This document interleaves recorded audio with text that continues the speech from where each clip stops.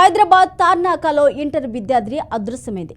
తార్నాకలోని David memorial కళాశాలలో inter చదువుతున్న శ్రీ వైష్ణవి కళాశాల అవ్వకపోగా ముందే బయటకు వెళ్ళింది.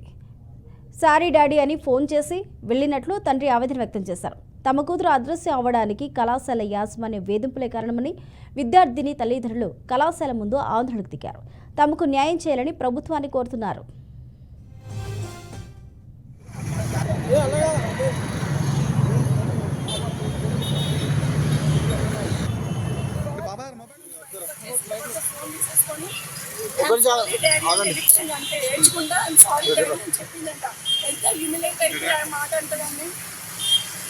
పేరెంట్స్ వచ్చే వరకు పిల్లలు కాసుకొని కూర్చొని ఇన్ కేసు నువ్వు బయటకు పంపించాలనుకుంటే పేరెంట్స్కి హ్యాండ్ ఓవర్ ఇవ్వకుండా ఎట్లా పంపిస్తారండి గేట్ బయటికి?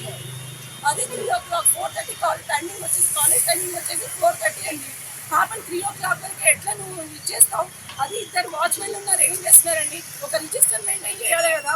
పిల్లలు బయటికి వెళ్తే ఒక అవుట్ పాస్ అనేది ఒకటి ఉంటుంది కదా పిల్లల్ని పంపించాలంటే.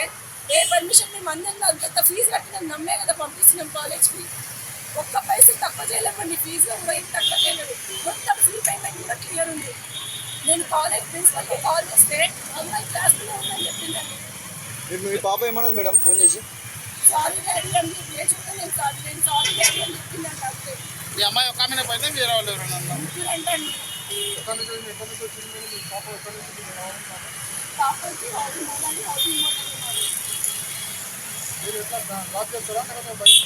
బస్సు వస్తుందండి. పాప చాలా మంది అసలు చెప్తున్నాయి కానీ నమ్మకం చాలా తెలుసుకుని నమ్మకం రాదు.